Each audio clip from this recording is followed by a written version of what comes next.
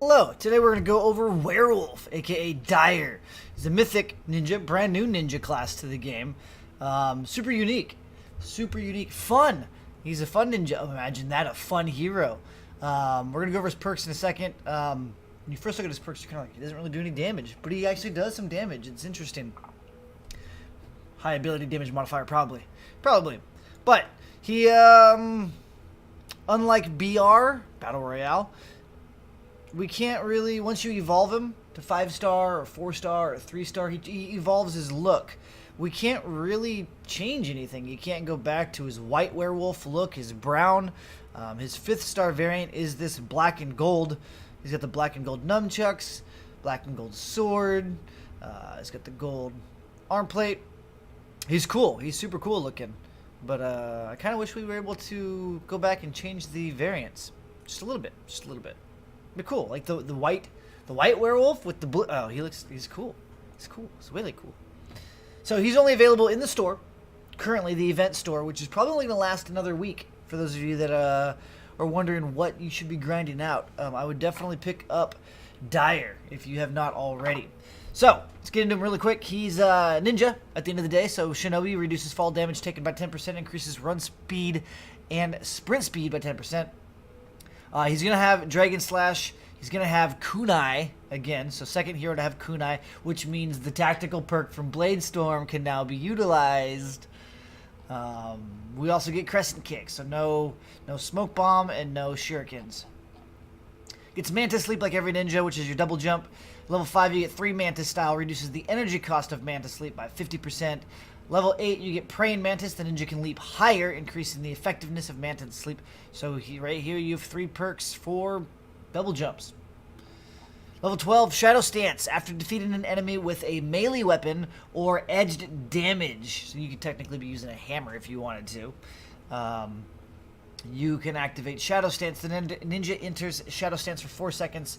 During Shadow Stance, damage resistance is increased by 15%. Mantis Sleep costs 60% less energy, and the ninja becomes more difficult to see, which means husks are less likely to aggro onto you. Level 15, you get Night Stalker. This is where it makes this hero weird and unique and fun. During evening or at night, you gain 25% bonus movement speed. Okay, so in the evening and nighttime, when the moon starts to come out, you get 25% faster. Level 18, Shroud of the Dragon. Dragon Slash now activates Shadow Stance. Then you get your Crescent Kick. Level 25, you get Tail of the Dragon, which I actually like. It caters to my playstyle a lot. Elite. It's good. I like it. So what it does is it leaves a persistent trail of energy, damaging for 12% of Dragon Slash damage every half second, and slowing enemies by 30% caught within its tail for 3 seconds. So you get 6 ticks of 12% damage. It's like 72 damage, 74 damage, 75 damage. I don't know. 70-something damage. It's not full damage. So what it does now it currently used to be glitter. It's had lots of different looks. It had a single blue line, then it had glitter. Now it still has like rising dust glitter, but it also has multiple lines, kind of like the bicycles from Tron. I'll show you in a little bit. It's kind of cool. So now you can really see where your tail is. Then finally, level 30, you get Midnight Stalker. Increases the movement speed bonus of Night Stalker by an additional 50%.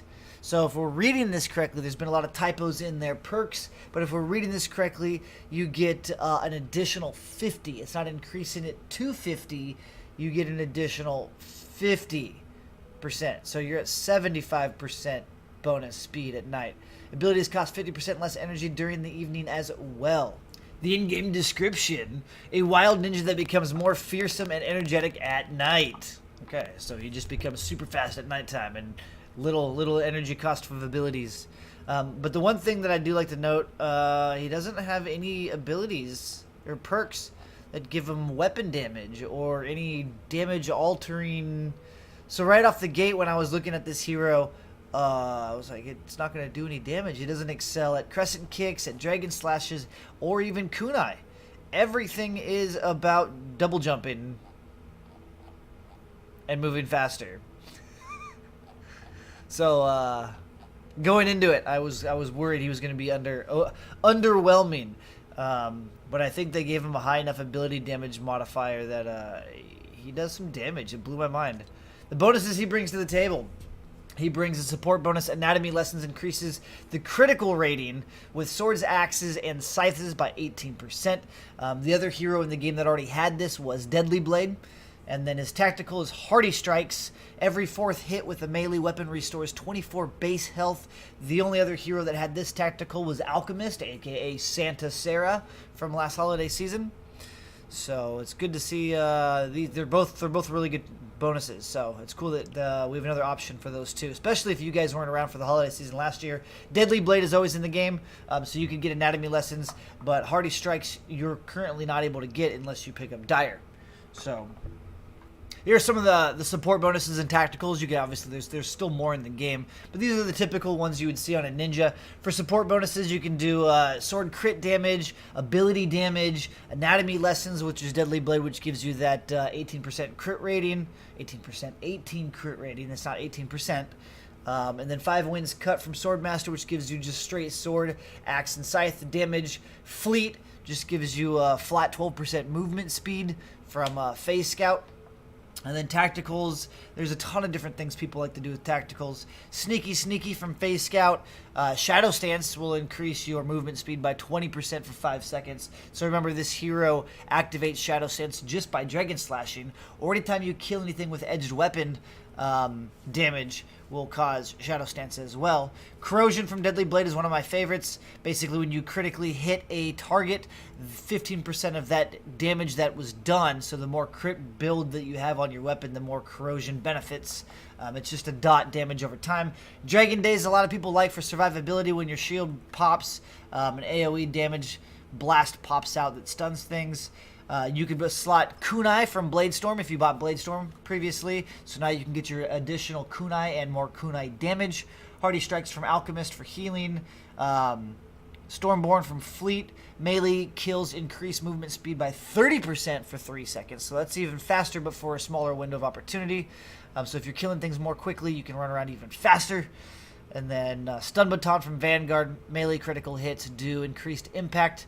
And add a 1.5 second stun. So if you wanted to have a little more crowd control, you could slot Vanguard. Survivalist is another one of my favorites for survivability because not only does your weapon kills increase healing, it gives you a heal over time. So you're getting healing every second for 3 seconds. You can't stack it, so if you're on your second tick of healing and you kill something, it resets it back to 1 of 3 seconds. So three ticks of heal.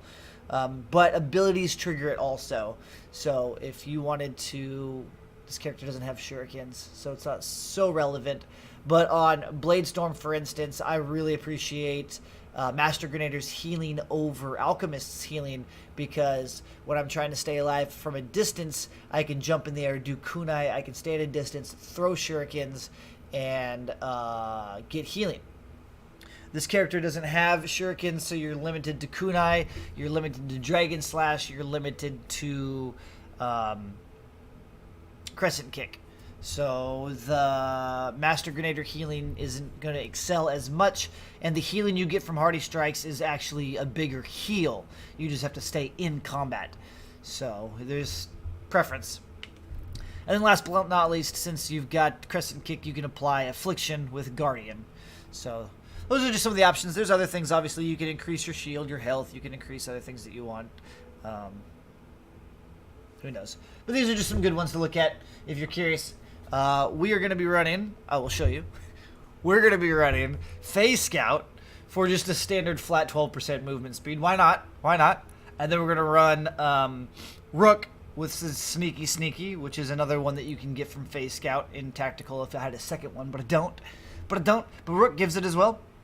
Shadow Stance increases movement speed by 20% for 5 seconds. So we're going to rock that.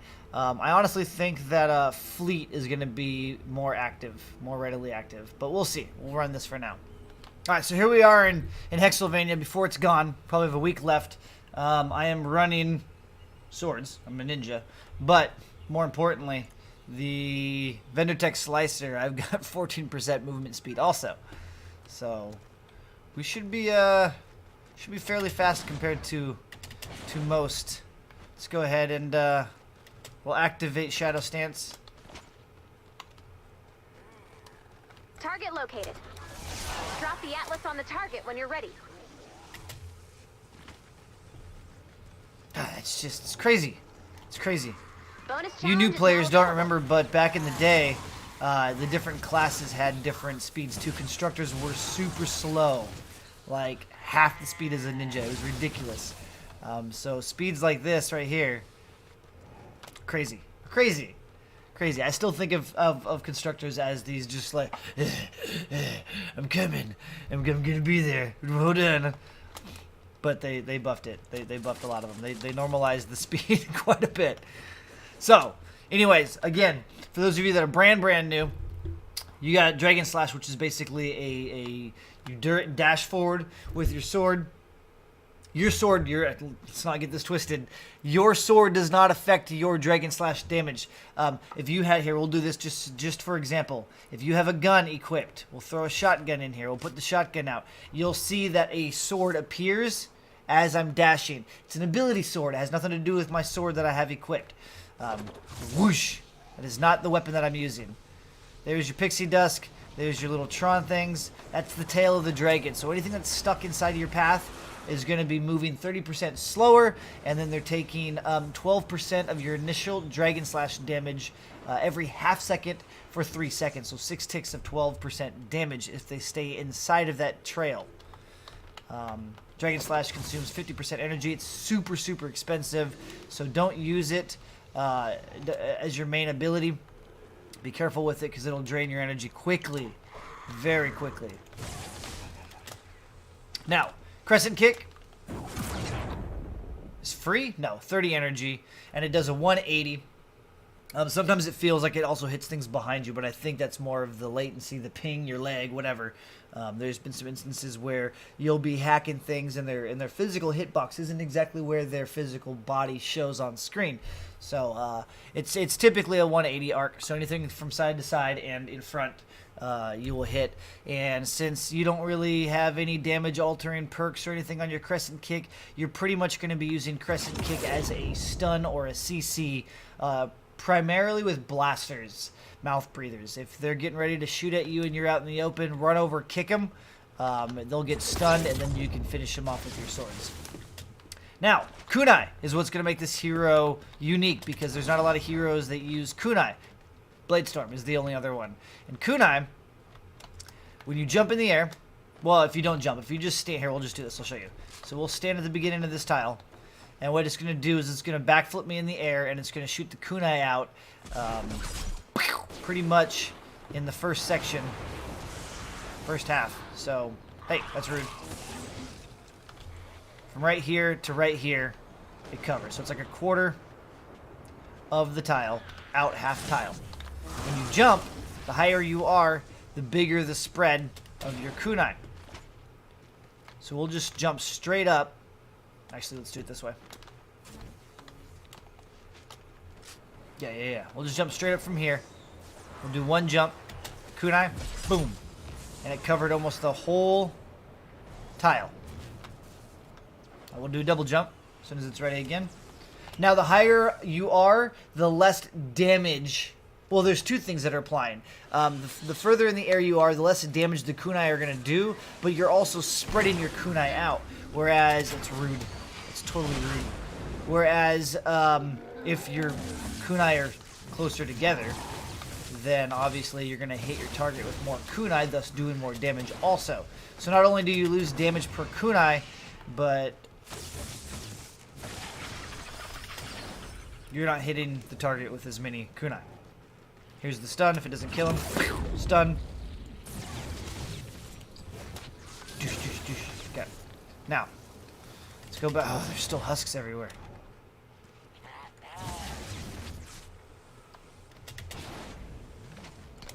Okay.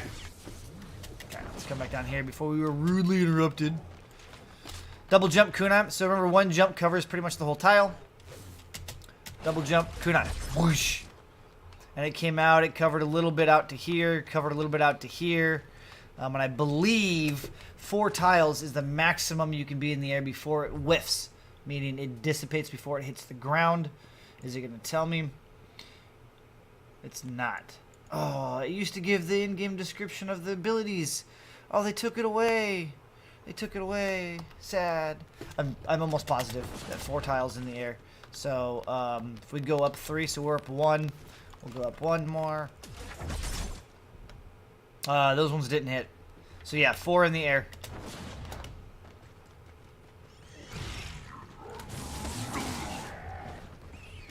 One of the frustrating things about Kunai, these bubbles are your worst nightmare. 2 things, actually. Bubbles and healing death burst. Because you can't pierce the bubbles. And then Kunai, since there's independent knives flying down at the ground, if you're playing a mission that has healing death burst, you're killing things at different rates.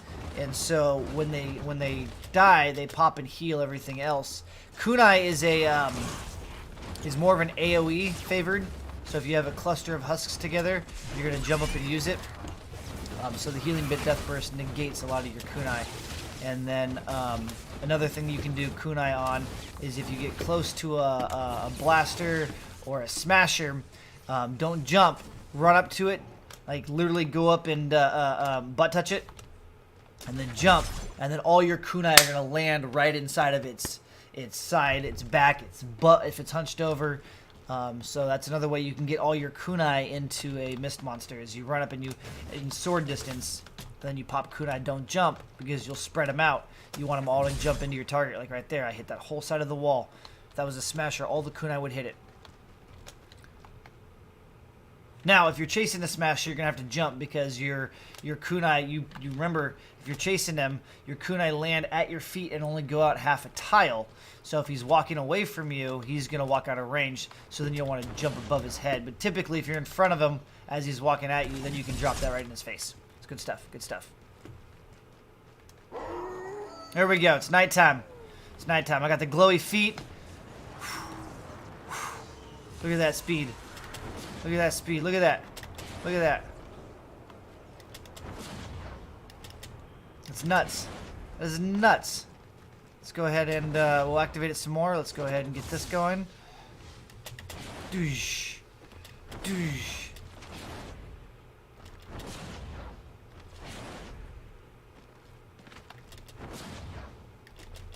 That was ridiculous. I bet you could outrun hoverboards. Especially with terrain. Yeah, easily. Easily. Look at that. That is ridiculous. Hey, buddy, wake up. Yeah. Whoosh. Whoosh.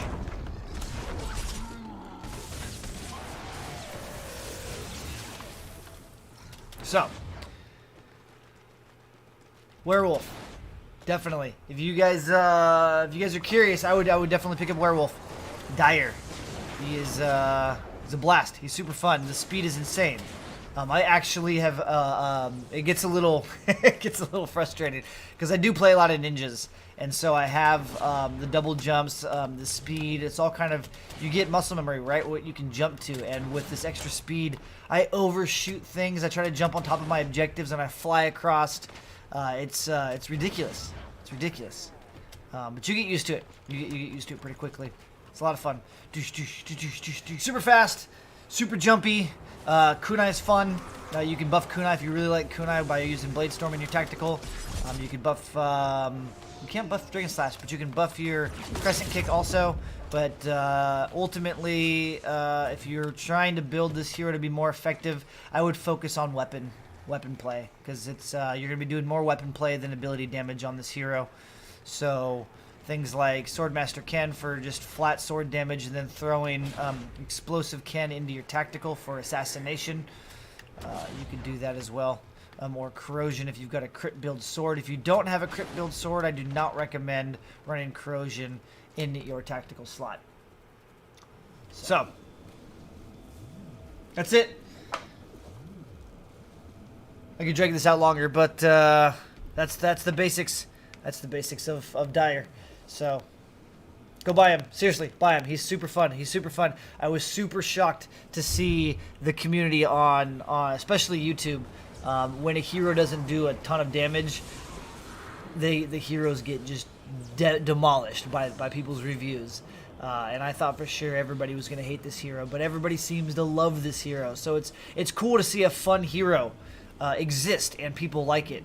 I think it honestly has to do with the speed. It's insane to run around fast. It's cool. It's a lot of fun. And again, I think he's got a higher ability damage than most heroes. I don't have a lot of 5 stars to even compare it. I can compare it to soldiers and outlanders that I have 5-star, but that's not a relevant comparison because ninjas might have a higher ability damage modifier to begin with. So it's not relevant, but he's fun. Go buy him. You got about a week left. Grind the gold out. And with that, I'm out. I'll see you guys in the next one. Bye-bye now.